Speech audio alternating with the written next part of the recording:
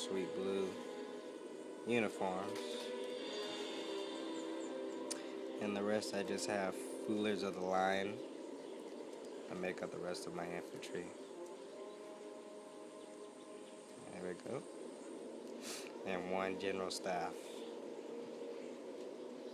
One thing I wanted to point out to you guys once we get started to the battle is that your advantages and your disadvantages when you choose a nation that has value of cost of troops.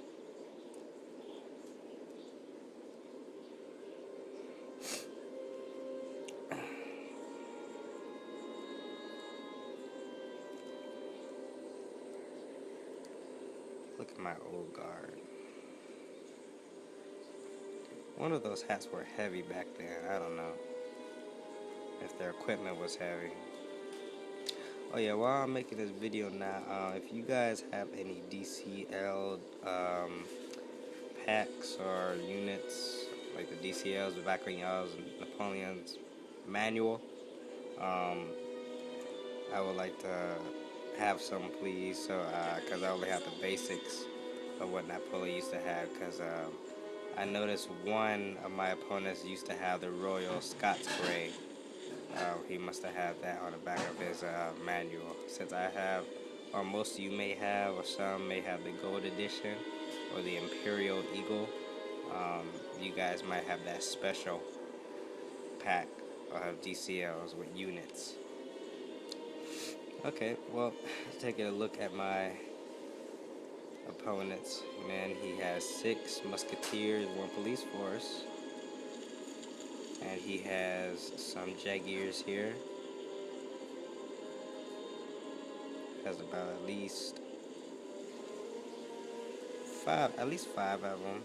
5 of them as I could count. And he has 1 general staff and 4 cavalry. So he has 2 cuirassiers and 3 hussars. One thing I don't like about Prussia is that they don't have armor like the other nations do, like France, Austria, and Russia do. Some other countries like Spain, they don't have armor because for some reason maybe they didn't have the resources they needed back in 1805, and I guess it was not available for them to make that sort of thing. So maybe they was kind of weak, sort of, if you would say. I mean, I'm just saying in theory. So right now I'm mobilizing my troops so I could cut them off. I had sent a message to this guy saying that either he gives up the hill or he forms a line on the battlefield, and he cooperated by attacking me first, which is I have no problem with.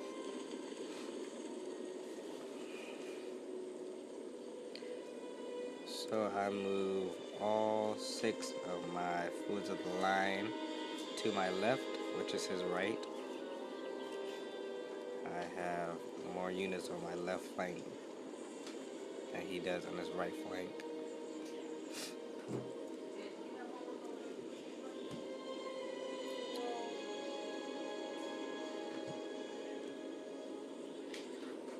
And I move my cavalry over to my left side because I feel the need to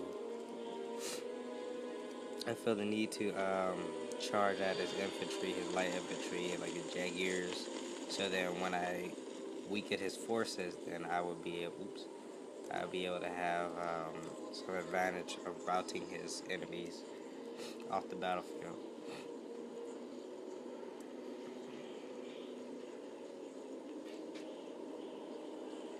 And he seems to move up his jaguars, so right now I'm going to move 2 of my light infantry to the side to match his 125 range shooting skirmishers, which is the reason why I don't like skirmishers, because there's only 60 of them versus the light infantry there's only 90, because you have more firepower to shoot at the skirmishers that you do with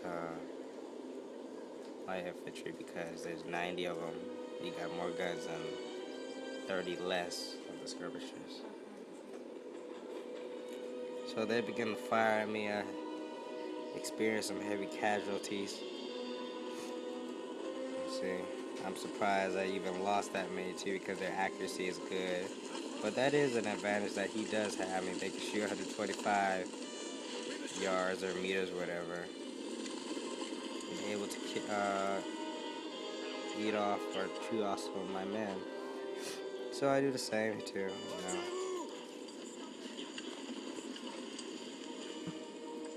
Aim, fire.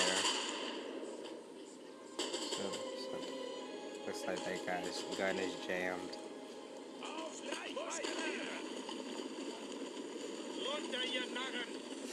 He moves up his infantry to help him cover, and some of his men might fall. As I move up, my old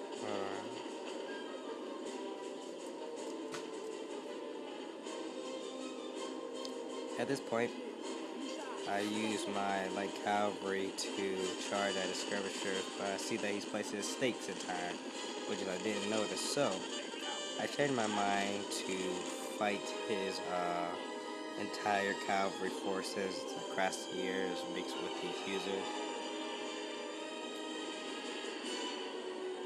And I decided to charge at them instead of his jaguars. And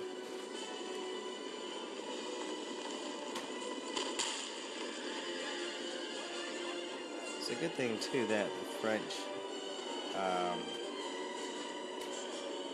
did enable that, or created such thing as shooting rifles while you're riding your horse. Actually, pretty clever move by Napoleon, one of the finest generals of all time. Unless you ever seen Deadliest Warrior, how General Washington defeats Napoleon. Unless you see that, then you know, get that sort of problem. But, you know, General Washington wins and Napoleon loses. Now, you gotta watch it, because I'm not gonna give you a whole lecture on Deadliest Warrior. I'm doing this now.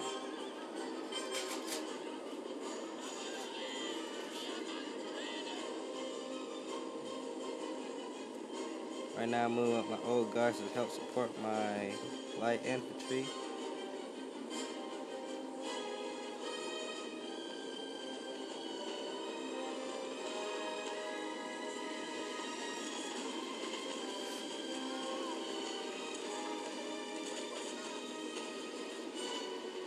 Taking fire, and maybe I'll lose a couple or more.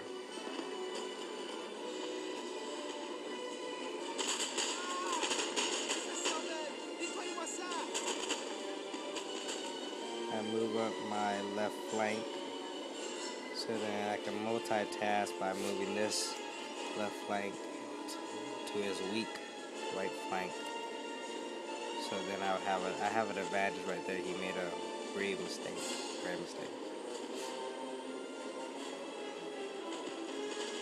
I put my men in the square. Unfortunately, that his large cavalry starts to come at me. But eventually, I don't know why they don't get into the exact square, because they're all scrambled everywhere. And I don't know why, like when you put them in a square, it doesn't hold for very long. Unless you do it very early and then they're still charging at you. So I do have my old guard attack them, and eventually they will start routing because they're not in square formation. So as that's going on, I'm weakening their troops, hopefully, and maybe you can learn something off of this, how elite units can help even though you don't have to have everything. That was a mistake too. I should have paid attention to the old guard as well. But our men are running, sir. And there goes the old guard, the best elite unit.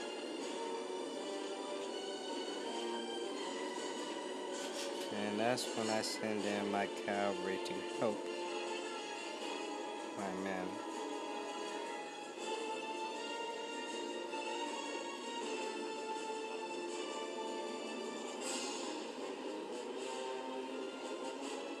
Hopefully they go any minute.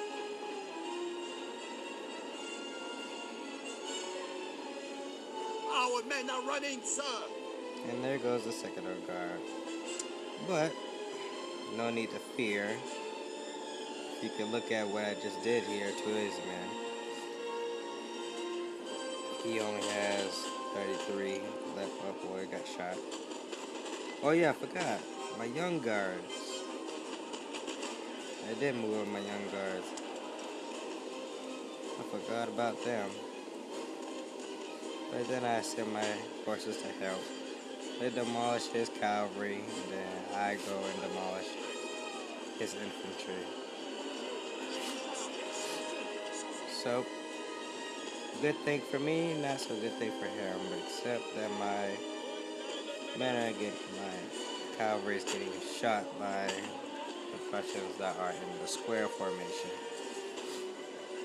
Which is that he could unlock the square formation even though that he could shoot with more men unlocking the square formation. Our men are running, sir. So here I did mobilize my troops. Cut off, you're not paying attention here. You know, see what happens when you don't pay attention. This happens. And eventually eventually they rout, yeah. I move them up.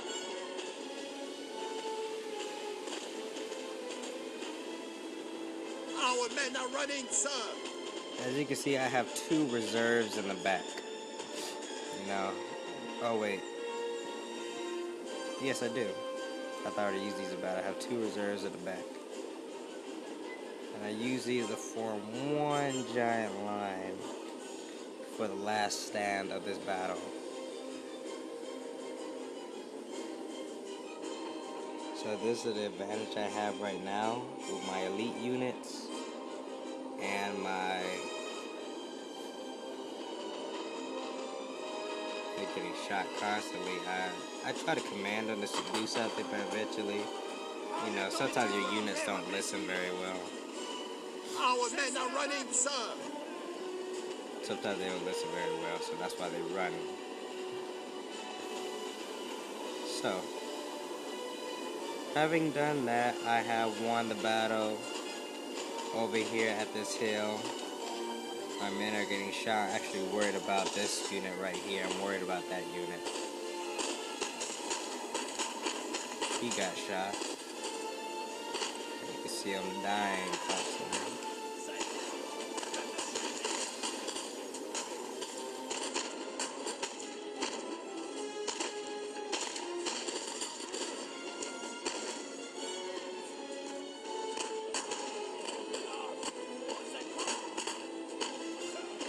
Yep, and then you see the captain fire his gun. And maybe, yes, I did rout his units. Unfortunately, I couldn't get square in time. I had to charge his units with my cavalry and my infantry. But I managed to hold off over here. You know, his units are very weak. My reserves are very strong. So right now, he's suffering heavy casualties along with it. See that? Saw that gunfire and that smoke? It's a sign of victory. So expecting to rout very soon. You see the advantage I have. And that's them over there. So all I've left with this one, I could just swing around. You know, this battle's already won, even though he has cavalry left, it's won. And here I use my elite units to attack this general.